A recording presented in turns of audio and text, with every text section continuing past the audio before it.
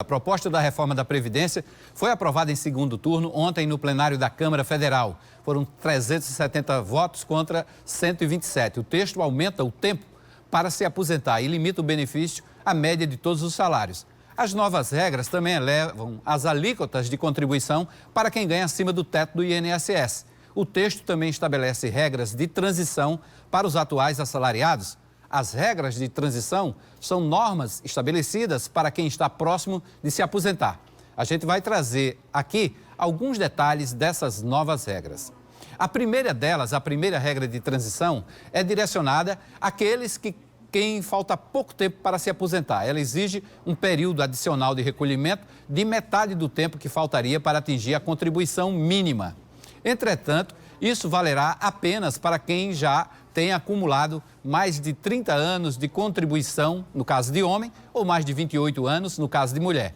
Assim, se o homem tiver contribuído com 34 anos, precisará trabalhar também pagando o INSS por mais 2 anos, um normal e o outro de pedágio. Já o valor da aposentadoria será calculado com a aplicação do fator previdenciário. Esse fator previdenciário será calculado sobre a média de todas as contribuições de todo o período contributivo desde julho de 1994 ou após esse ano, se começou a trabalhar depois. Em geral, o fator previdenciário reduz o valor final. Tem a segunda regra aí que é possível combinar idade e tempo de contribuição. No mínimo, o homem precisará ter 60 anos e a mulher 57 anos de idade. Além disso, terão de contar com 35 anos de contribuição, no caso de homem, ou 30 anos para as mulheres. Nessa opção, a reforma exige ainda um período adicional de contribuição igual ao que faltará para atingir esse tempo, 35 ou 30 anos, no caso de homem e de mulher. Por exemplo, um homem com 54 anos e 31 anos de contribuição precisará trabalhar mais 8 anos até chegar a 39 anos de contribuição. Professores de educação infantil e de ensino fundamental e médio terão direito a cumprir requisitos mais brandos. Serão 5 anos a menos de idade, 55 para homem e 52 para mulher. E o tempo de contribuição também é menor, 30 anos para homem, 25 para mulher. Já o valor dos proventos também será maior do que a nova regra geral. Ela corresponderá a 100% da média de todos os salários de contribuição. Aqui no estúdio, a gente entrevista a partir de agora a advogada Thaís Carlo, que é especialista em direito previdenciário. Boa tarde, Thaís. Seja bem-vinda. Boa tarde, Hermes. Muito obrigada. Essas regras de transição já eram esperadas, né? Não é, Thaís? É o comum, né? É esperado que o governo, no mínimo, implemente uma regra de transição para quem esperava estar próximo à aposentadoria. E no caso dos professores, há uma alteração pequena, mas o professor, seja ele de ensino médio, fundamental, ele tem um certo privilégio em relação aos demais contribuintes. Isso, na regra permanente, ou seja, na regra geral, ele já tem 5 anos a menos do que os demais trabalhadores. Por exemplo, a mulher, ela vai se aposentar com 57 anos de idade, já que as outras mulheres se aposentarão com 62 anos. Então, no caso de professoras, na regra de transição, será 5 anos a menos do que a regra permanente. Thaís, muita gente se pergunta, quando é que vai começar realmente a valer essas novas regras? Foi aprovado em segundo turno na Câmara, ainda passa pelo Senado. A reforma da Previdência, as novas regras começam já a contar a partir desse ano ou só a partir do próximo ano? A partir do momento em que a emenda for publicada, certo? Depois que passar 2 votações no Senado e que for publicada a emenda, automaticamente passarão a valer as regras de transição. Então, passadas as regras de transição, por via de consequência, passarão a valer as regras permanentes. Não é como uma legislação que trata de tributos, que só vale no ano seguinte. Não. A legislação que trata de tributos, ela tem uma série de princípios, né? Princípio quinquenal, muitos outros princípios que eles exigem, digamos assim, uma vacatio legis maior. A gente chama de um tempinho maior para começar a valer. No caso do previdenciário, não acontece isso, não. Certo. No caso dessa transição, ela é feita especificamente para quem já está próximo de se aposentar, mas não se aposentou e tem que seguir as novas regras. Exatamente.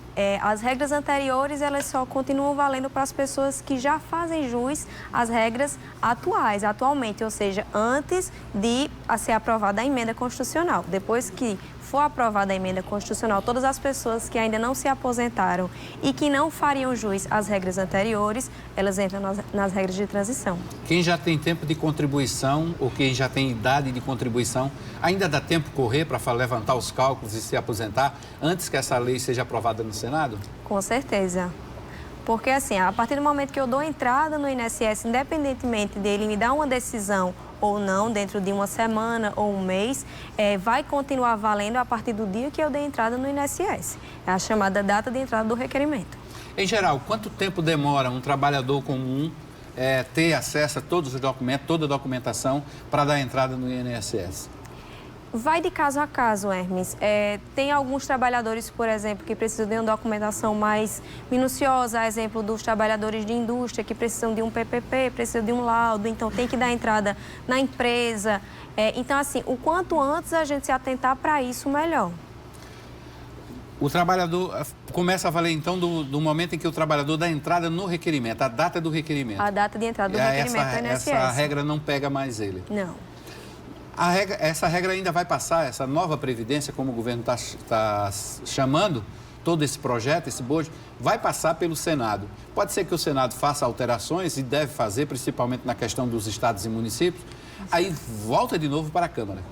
Exato. Na realidade, a questão dos estados e municípios, eu estava até comentando com os colegas advogados, que eles pretendem não implementar nesta emenda constitucional, né? O que se fala é de uma emenda paralela. Então, é como se eles paralelizassem, né, esta emenda, esse pequeno trecho da emenda que anteriormente estava na PEC da Previdência, e ao passo que ela passar, né, seja publicada com a PEC atual de reforma da Previdência, ela também passará a valer como Constituição Federal. Então, vai ser a mesma coisa que seja a reforma da Previdência. Queria que você falasse um pouquinho também daquele pedágio. O que é um pedágio nessa nova regra? Existem duas regras que têm pedágio, certo? Existe uma regra de transição para aquelas pessoas que faltam 2 anos para se aposentar por tempo de contribuição, como você bem falou, a exemplo de homens que têm 33 anos de tempo de contribuição e faltam 2 anos para chegar aos 35, e as mulheres que têm 28 anos de tempo de contribuição e faltam 2 anos. Então, elas vão pagar um pedágio de 50%, ou seja, elas têm que chegar ao tempo de contribuição das regras atuais e pagar um pedágio de mais 50% do tempo que faltava para ela se aposentar, certo? E existe também outra regra de transição, que é a de 100%. Aí já é um pouco diferente, como você também bem falou. Então, o pedágio nessa regra de transição já é de 100% do que faltava. Se faltava para mim, por exemplo, 5 anos para me aposentar, então eu vou ter que pagar mais 10 anos de tempo de contribuição. Para os atuais trabalhadores segurados do INSS, a reforma da Previdência criou 5 regras de transição. A gente já falou de 2, vamos para a terceira regra de transição para o INSS, que favorece quem tem menos tempo de serviço e mais idade. Serão exigidos, entretanto, 60 anos de idade para a mulher e 65 para o homem, além de 15 anos de contribuição para os dois sexos, homem e mulher. A partir de 1º de janeiro de 2020, a exigência de idade para a mulher aumenta 6 meses a cada ano, até que, em janeiro de 2023, trave em 62 anos, com 15 anos de contribuição. Assim, uma mulher que já tenha contribuído por 15 anos poderá apenas esperar a idade para cumprir esse requisito de não conseguir mais emprego.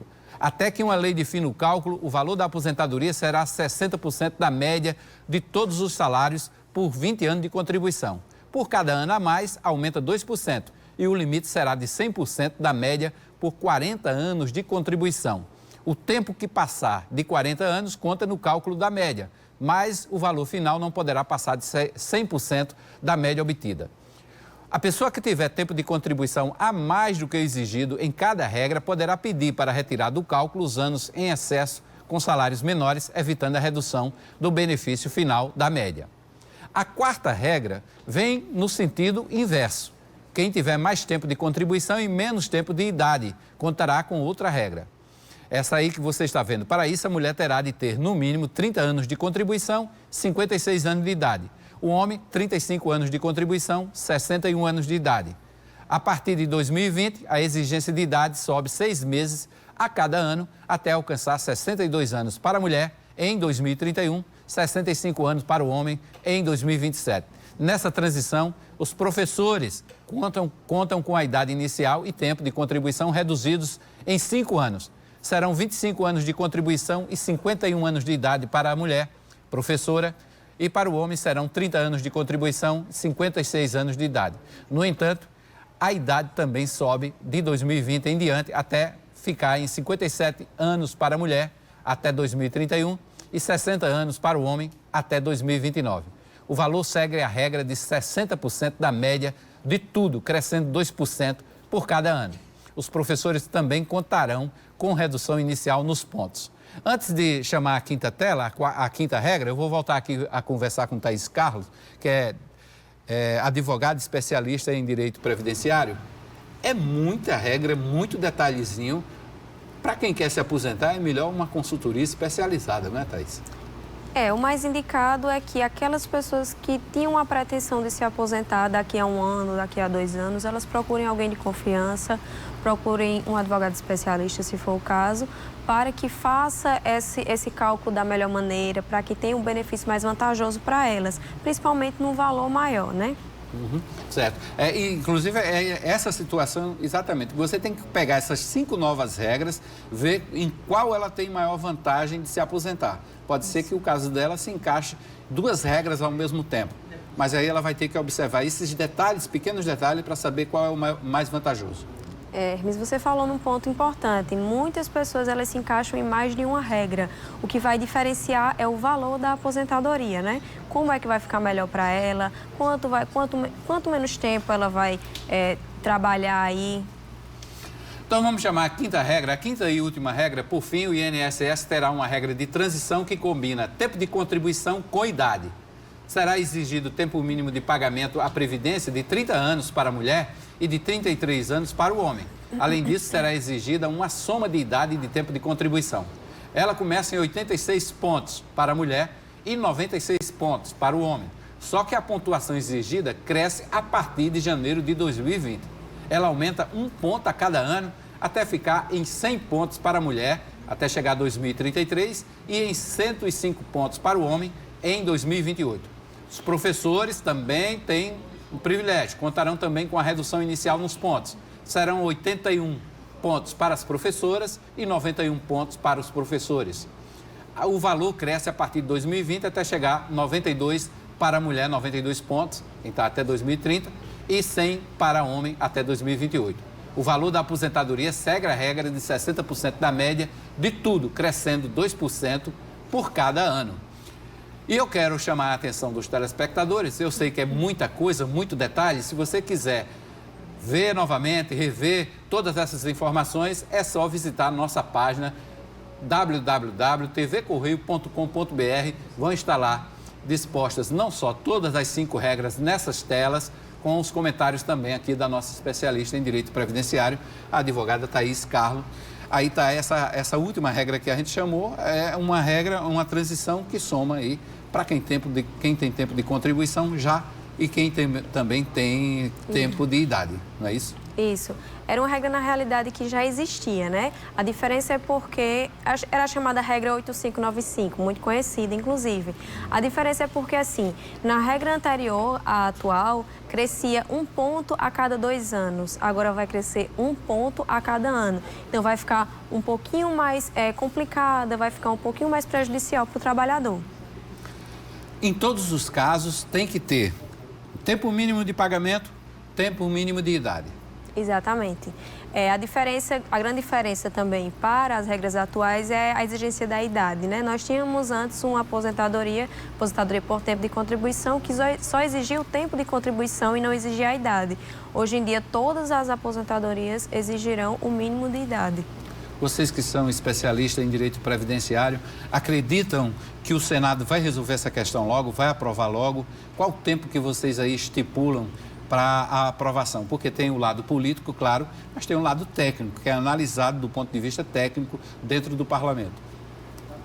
Eu creio que os principais pontos, os pontos mais polêmicos, eles já foram analisados. Eu acredito que o que vai impactar um pouco mais no Senado será realmente a questão dos estados e municípios, e como também a questão da capitalização, que nosso ministro da Economia, Paulo Guedes, ele quer porque quer até certo ponto, que a capitalização também entre. Então, acho que é isso que vai impactar mais no Senado. A capitalização é a chamada contribuição, o contribuinte, o assegurado, ele pode contribuir para aumentar o valor final da sua aposentadoria, não é isso? Exatamente. A capitalização é uma espécie de poupança, né? O trabalhador não vai ter aquela poupança dele, digamos assim, não é obrigatória, como hoje nós temos uma contribuição previdenciária obrigatória, uma espécie de tributo, e vai ser um pouco diferente, né? Existem benefícios abaixo de salário mínimo, a exemplo do Chile, né? Que tem um sistema previdenciário de capitalização. Então, são regras um pouquinho diferentes. A priori, o governo quer implantar essa capitalização de forma paralela à contribuição previdenciária obrigatória, né? Que é o que temos hoje, é um sistema de repartição. No entanto, acredito que no futuro pretende se implantar como um sistema total, assim, substituindo o sistema que nós temos atualmente. Ok, Thaís Carlos, obrigado pela presença aqui no Correio Debate, pelas explicações. Claro que a gente vai esperar a votação final no Senado Federal e a promulgação ou a sanção dessa PEC, dessa proposta de emenda à Constituição, para a gente trazer mais detalhes para os nossos telespectadores. Obrigado pela presença. Prazer é meu, Hermes, e estou sempre à disposição para prestar os esclarecimentos. Obrigado mais uma vez.